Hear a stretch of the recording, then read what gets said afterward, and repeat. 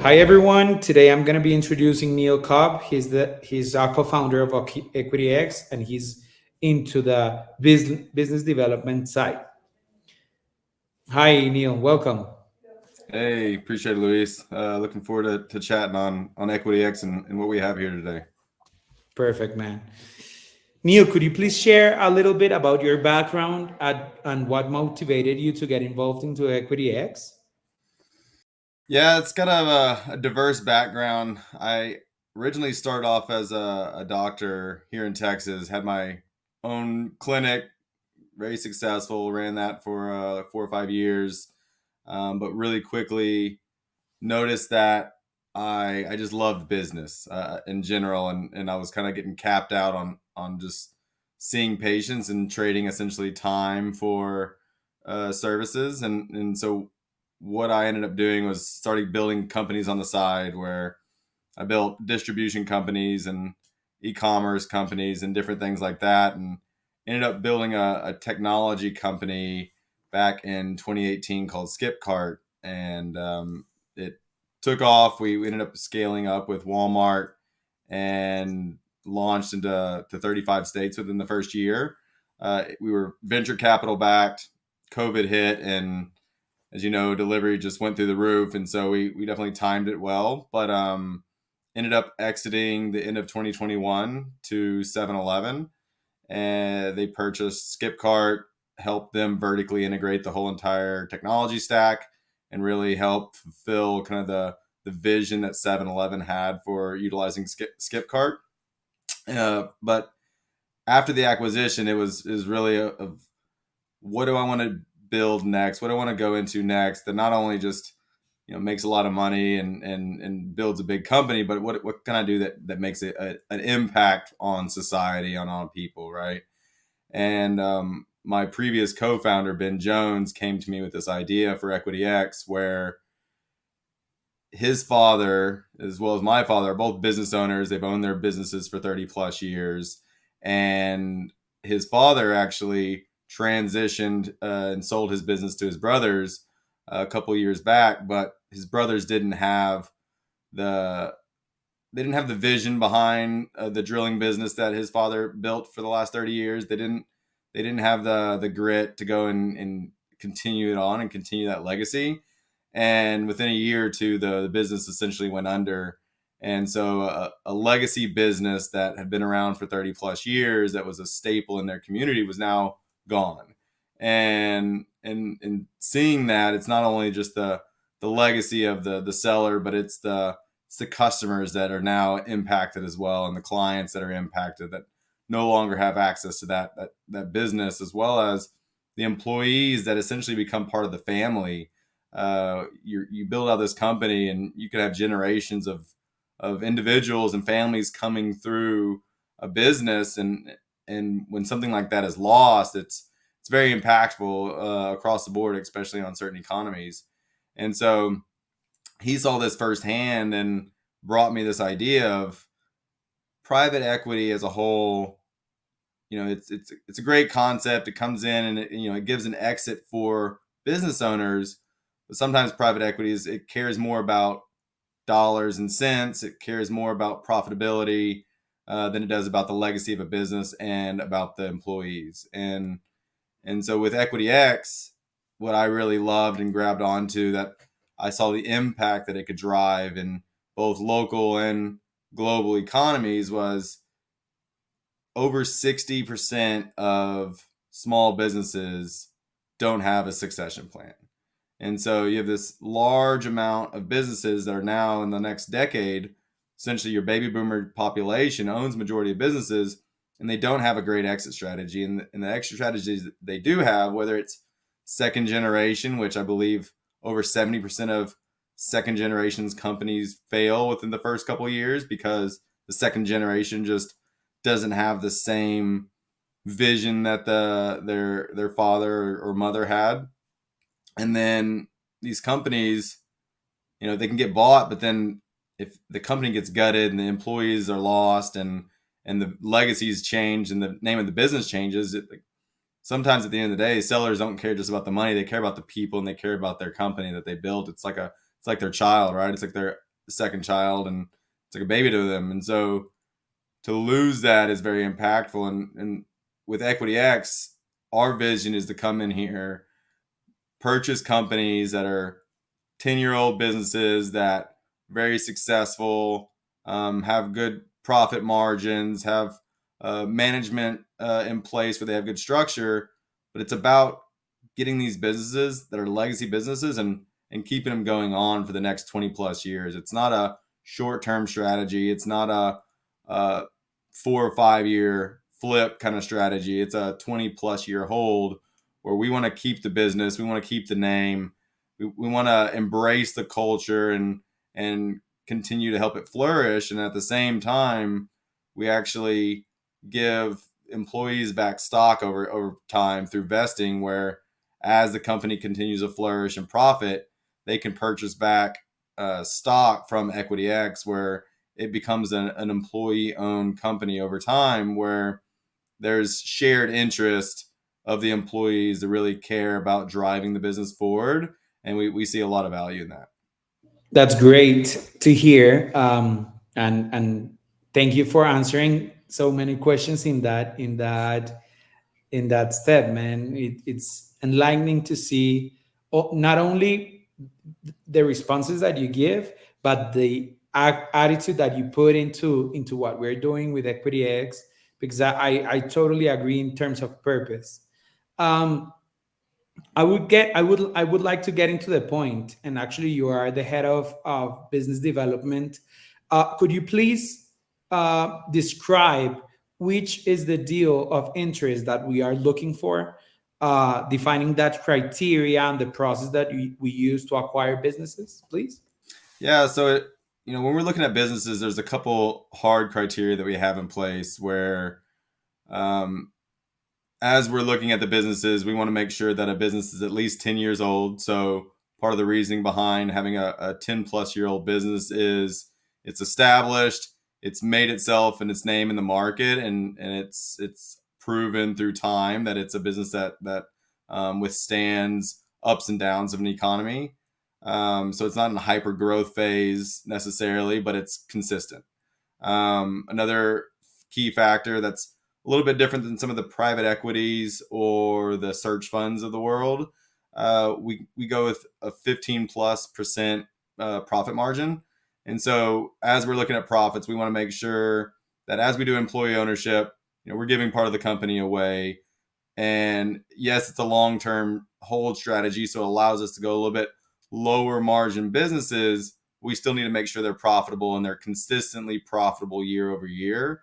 And so that's definitely a key criteria that we have, as well as we look at businesses with a seller discretionary earnings or an EBITDA of 500,000 to $3 million. And so it's more in your small to mid cap businesses. It's not just your mom and pop that has 2 or 3 employees necessarily, but not your major corporations either. So it's that kind of happy medium in between. And then we also look at businesses that have like 2 or more managers in place. And so we're looking at the core executive team or the management team within these companies. And if the seller or when the seller steps down and sells their company, we want to make sure that there's a structure in place, that there's individuals within the company that are running the day-to-days, helping with operations, sales, whatever that might be within that given industry, and the business doesn't miss a beat once that business is acquired. Great. And do you have information in terms of industries or locations? Yeah, so in terms of industries, we're rather agnostic in certain aspect. There's certain industries we stay away from. Um, we don't look at oil and gas. We don't look at highly specialized industries such as like an HVAC or electrical engineering and things like that, where you need certain licensing and specialization. But we do look at across the board. For example, construction is something that, whether it's the flooring sector on installation, things like that, or it could be steel manufacturing and steel builds of commercial real estate, for say, or commercial contractors or general contractors and businesses that are in the construction space. That's definitely one that's of high interest to us. Another one is the retail space. A lot of these retail businesses, we're not looking to go necessarily purchase the asset as a whole, meaning the real estate asset. We look at good cash flowing retail businesses that have proven their kind of footprint in their economies. We also look at service industries, so a bunch of different service industries and businesses that are scalable, both to expand them once we purchase them, possibly into new markets, as well as it's scalable in the fact that you can bring in either an outside president or hire within the management to kind of move them up into the ranks where they can kind of take over the company as well. And then really the last one being manufacturing is another really key focus of ours. Manufacturing is an amazing staple. In terms of business, they usually have high number of employees. They usually have a wide impact across lots of different markets, so it's not as localized as maybe a service business might be. And so manufacturing is definitely one that we're highly interested in. That's very good. And in terms of location?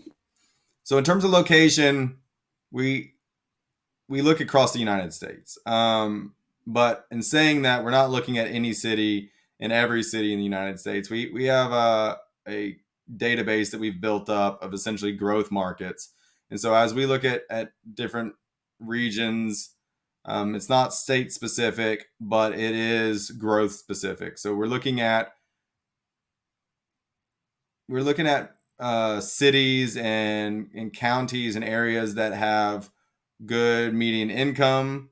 So we are looking at demographics. So we don't want an impoverished area or something that has a really rough economy where businesses possibly struggle to either A, maintain labor force, or B, be able to maintain the client base they need to stay consistent over a long period of time.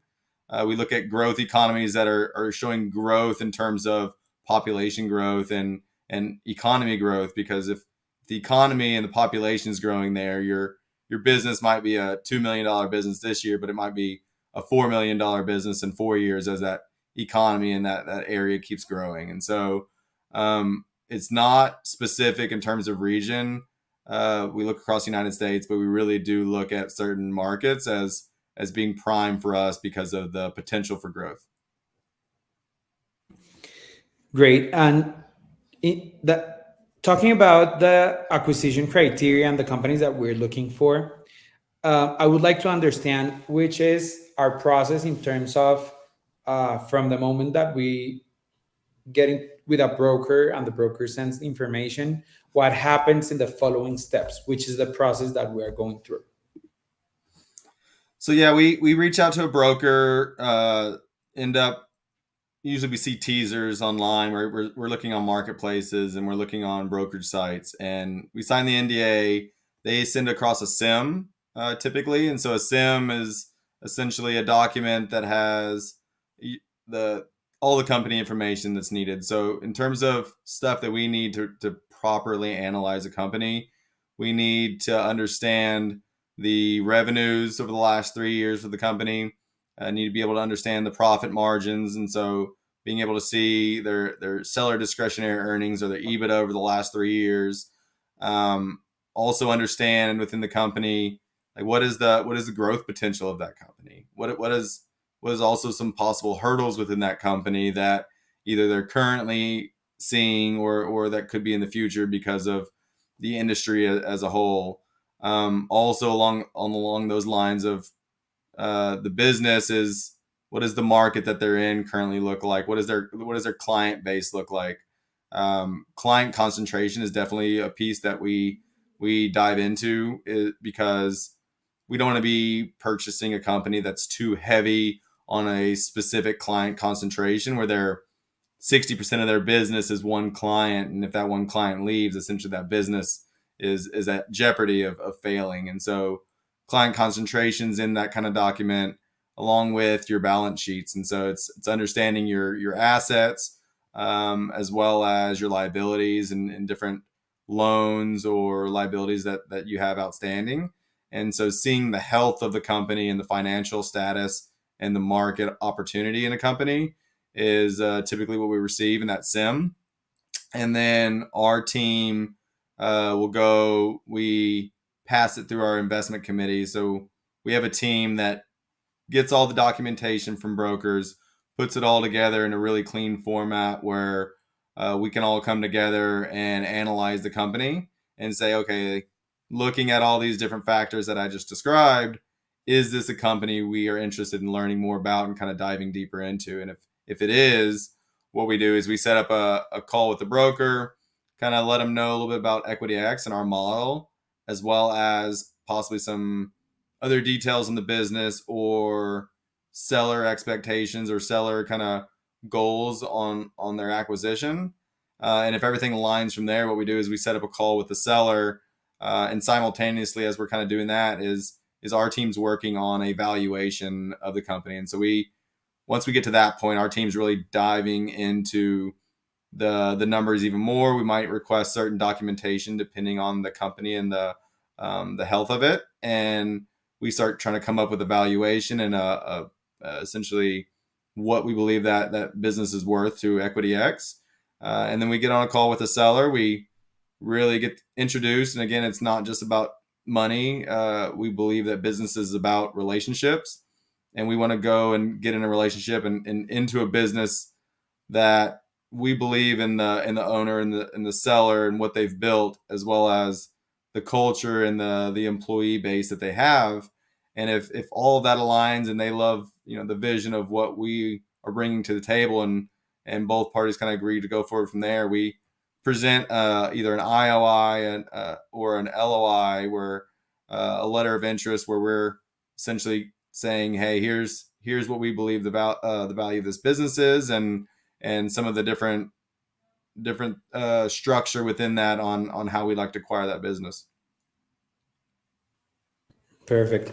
And as you mentioned before, we're very focused in partnering with brokers and doing some work on in terms of marketplaces to find these deals. But which are other types of partnerships that we are looking for? You know, brokerages are huge, but we understand that that's just part of the market, right? There's a lot of stuff that's off market deals where I'll use my father as an example. He doesn't have a broker. He's wanting to kind of look at how to sell his business and doesn't know how. A lot of people, or the business that understands the business as a whole is your CPA, right? Your CPA understands your financial situation, and they've typically been working with these sellers for a long period of time, and so sellers go to their CPAs and say, hey, I want to sell our business.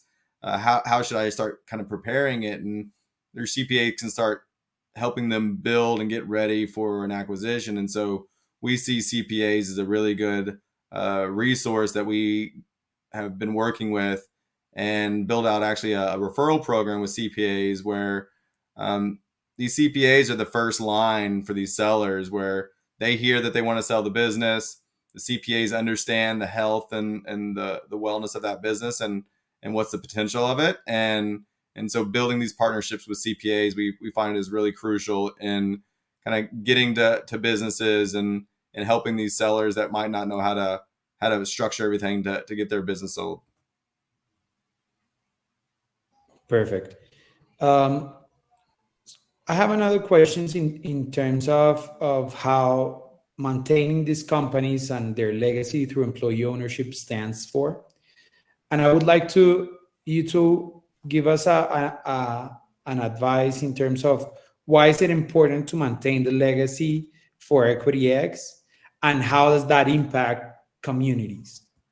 Yeah. So the reason why we believe that the employee ownership piece is really crucial is, over time, and you can see it with any business, when a person has stake within, whether it's their home or their business or whatever, they're going to fight to make sure that is successful and that maintains. And a lot of the times you have owners, and especially as owners start to kind of step away from a business, or maybe they're not as active in a business, your employees aren't necessarily going to sit there and maintain that business and make sure that it's successful, because at the end of the day it's a paycheck for them. And some people they care about a paycheck just as much, but when you have ownership in something, it just changes you as a person, and it gives you a sense of pride, it gives you a sense of ownership, that you're going to go and you don't just clock out at 5 o'clock, right? And I'm not saying that people need to go and work 24/7, but if something needs to get done and it's crucial for that business, it's not oh, it's Friday, it's 5 o'clock, I want to go to the, wherever my plans are. You'll make sure that things get done. And we see it's very beneficial for companies to have shared interest, because if the business succeeds, then your employees succeed as well. And so we think that this is, and it's proven in many other businesses, we're not the first one to do this. It's proven very beneficial to have shared interest within a company where everybody is towing the rope together. And when you do that, business succeed, and they can even grow larger than ever imaginable. Yeah, totally aligned. Um, in terms of that succession, how does that look in the process? I mean, once the company is given an LOI and it goes into the process and it's acquired, what are we looking for the business owners to do in that moment? So the seller is typically, we do like a 6 to 12 month transition plan after an acquisition. It can vary depending on seller's wishes and the business, but for the most part, our aim is 6 to 12 months, where it helps to transition the team over, because a lot of the times your employees don't realize it's being sold until it's sold, because they don't want to affect the business, things like that. And so we come in, we have a team that comes in that's really our transition team, that comes in, starts really putting in um, all the work to make sure that employee ownership, and that employees understand what employee ownership is, right? And so start putting that together, start having them kind of understand not just accountability, but putting metrics together for each individual, so that they're always striving to be better.